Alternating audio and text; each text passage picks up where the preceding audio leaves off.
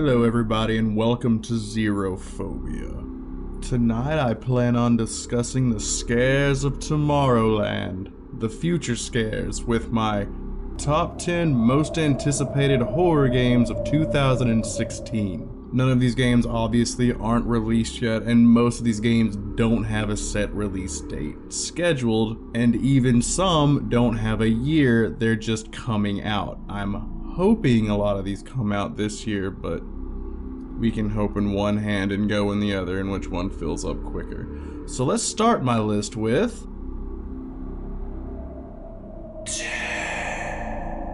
So two things drew me to this game initially. First being that it's set in the 1800s, what looks like America, and you may not know it, but I'm a ghost hunting cowboy at heart, and I think we all are at the very core of our being. Second being that the game features 4-player co-op. This game is currently being developed by Vigil Games, famous for the Darksiders series, and runs on the CryEngine. The game features fully customizable characters, and this is a quote from the Wikipedia page: if you wanted to be Sherlock Holmes, an American gunslinger, or a witch hunter from Eastern Europe, you have the costumes, the weapons, and the skills provided to do so. Also, the game features a special randomized content creator, which means that the maps and the enemies change every time you go into a level. And boy do I love surprises, especially of the ghastly sort. The game has been in development since 2014, so hopefully we'll see it sometime this year, and it plans to release on the Xbox One, the PS4, and PC. So I'm covered if and when the game decides to come out. It's also worth mentioning that you can apply for the beta right now, and I have, so whenever the beta decides to come out, do expect a full review on my channel of the beta release. I'm really excited for this game, and here's hoping.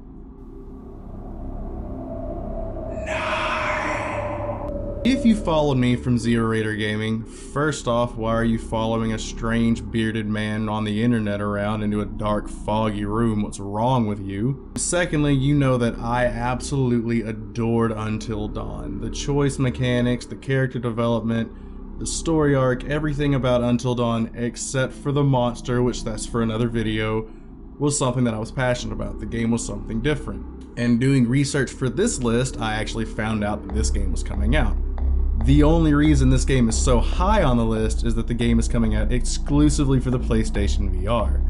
And it will be a roller coaster rail shooter, which could be amazing, or it couldn't. I'm withholding judgment. I've not had the best of experience with rail shooters, and I've not had the best of experience with virtual reality, but it could be awesome because Until Dawn was awesome. The game still takes place in the Until Dawn universe, and the developers say that the game is going to be a roller coaster ride to hell through the psyche of one of the main characters. I'm going to assume Josh, for obvious reasons. And that the cause and effect, or the butterfly effect system, is still in place. So, those things being considered, I'm going to go ahead and be a hopeful person for once in my life and assume that this game is really good. The game was just announced, so there's not a whole lot of information on the game right now aside from what I've given you. There's not a whole lot of trailers or gameplay out, and there's not even been a release date set. I'm not even sure what the release date is for the PlayStation VR or if it's out, but this game may be putting me in the market for a PlayStation VR after all.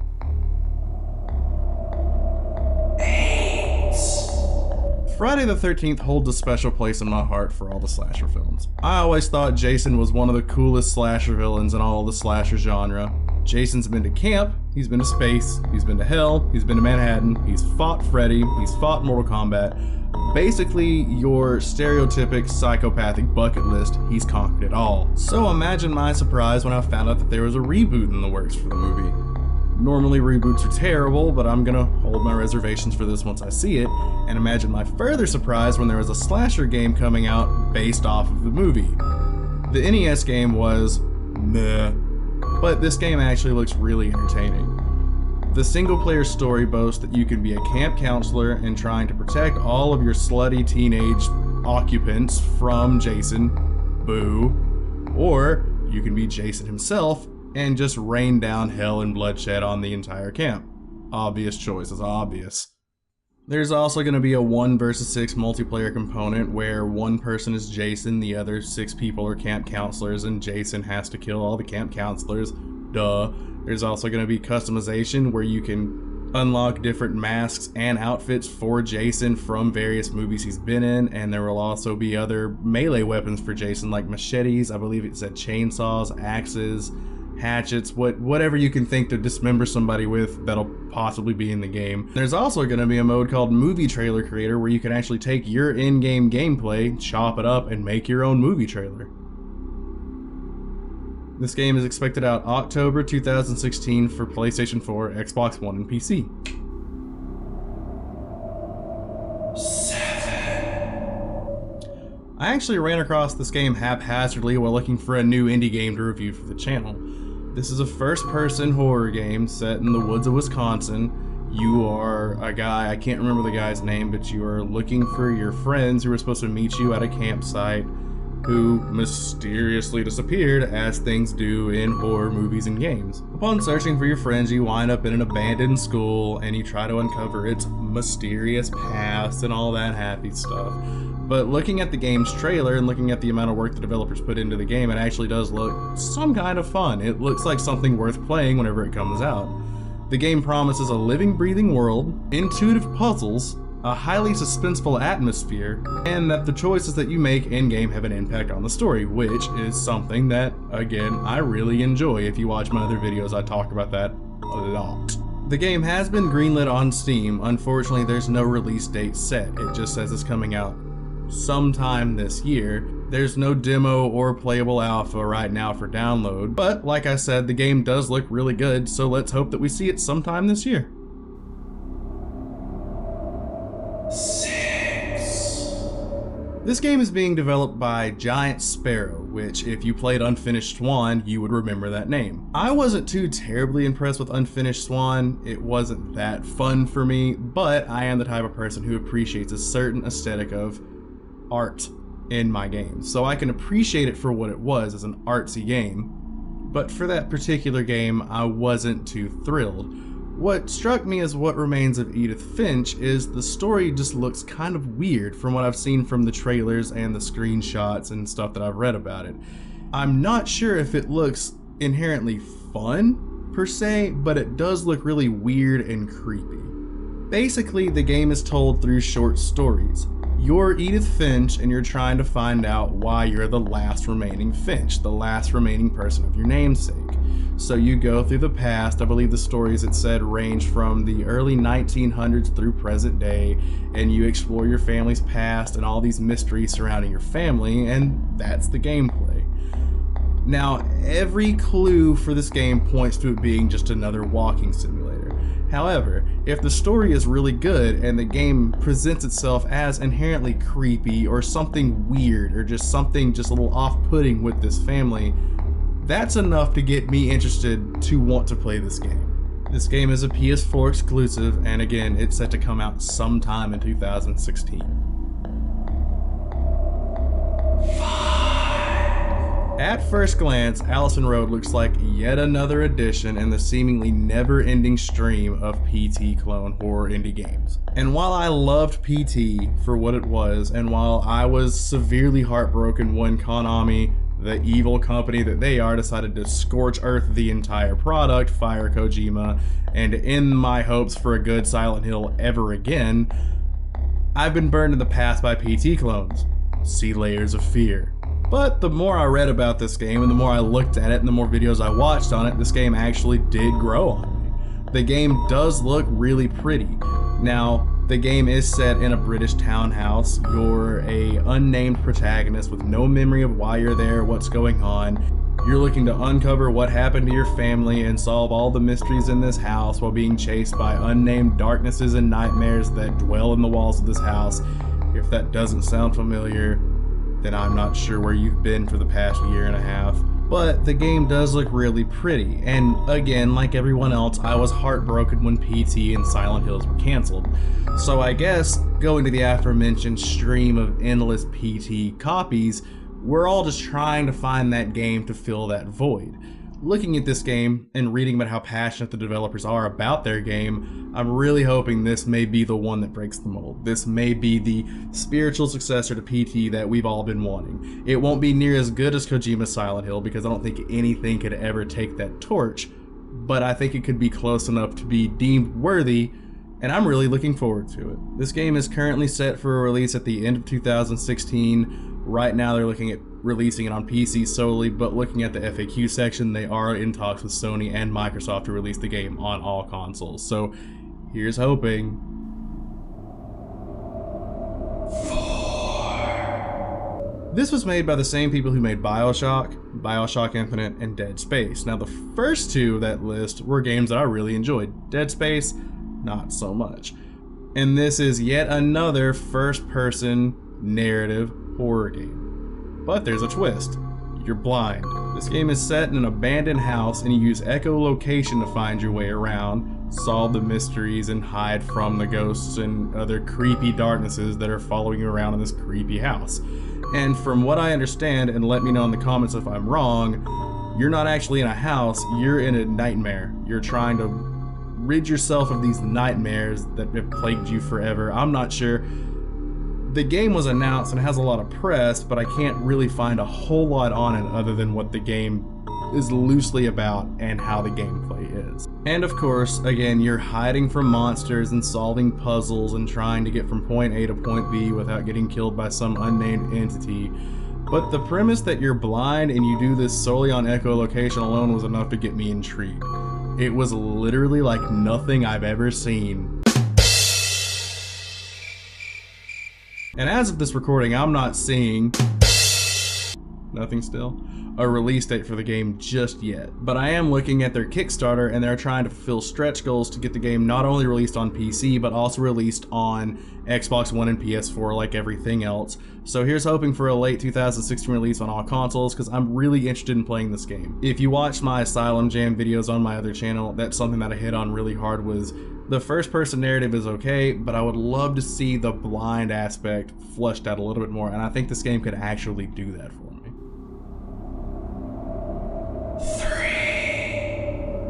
This game is a spiritual successor to what I refer to as the godmother of all survival horror video games that are worth a damn, Clock Tower. And this game is actually in development by the person who created the first Clock Tower for the SNES. And I'm sorry if I mispronounce your name, but if you watch my Fatal Frame videos, you know that I'm not good with Japanese names. Hifumi Kono and his team Project Scissors. So this does have a lot of potential to be a really fun and really intriguing game. The game, like its predecessor, will be a point-and-click horror adventure game. This game will feature multiple characters, and the cream of the crop is you will hear a baby crying as you're being chased by the monster, which is pretty terrifying considering you're being chased by a giant deformed monster wielding scissors, and also there's just a baby crying in the background. I can't think of many things scarier than that. All I can really find about the game are early alpha playthroughs that were released for Kickstarter backers that unfortunately I was unable to hop on before I found out about the game. So the character models do look a little lacking. And upon reading about the game was actually planned to be solely released on mobile devices and the PS Vita. So my hopes for those character models being updated for the PC port, which was the reason for the Kickstarter by the way, pretty null and void. Now I could be surprised, I want to be surprised, please surprise me, but most games that go from mobile to PC usually don't get a huge jump in graphics. But again, here's hoping. And just having that premise of there being possibly a new game to strike terror in me just like the first Clock Tower did coming out, that's enough to get me excited about this game. That's enough to get anyone excited about this game. That would be like, I don't know, Kojima making a new Silent Hill game. Sadly, there's no release date set as of this recording, but I would love to see it sometime soon with the improvements that I mentioned.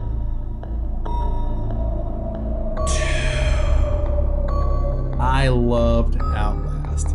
Outlast was the only first-person hide-and-seek horror game that actually scared me. Amnesia was okay, Machine for Pigs was crap, all the subsequent copycats from Amnesia weren't that great.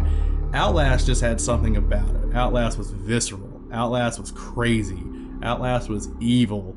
Outlast was fun. Up until the end, I didn't really care for the ending, but again, that's for another video. Outlast 2 will serve as an indirect sequel to Outlast 1. It'll have new characters, new locations, it'll be set sometime after the events of the Mount Massive Asylum incident, but while maintaining that it's in the same universe as the original game and the DLC. Now again, just like the Until Dawn game, this game was just recently announced. There's not a whole lot of information about the game, but if it's anything like the first one, you can expect tons of gore, creepy religious scenes, tons of criminally insane people, and just a lot of full frontal male nudity. This game is set to come out fall 2016 for PS4, Xbox One, and PC.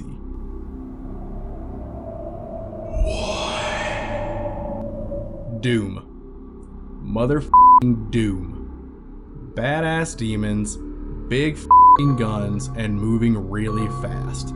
There's not a whole lot that I can say about Doom that will justify the game, so I'm just gonna have you watch this and just make sure that you remember to breathe and close your mouth when it's done.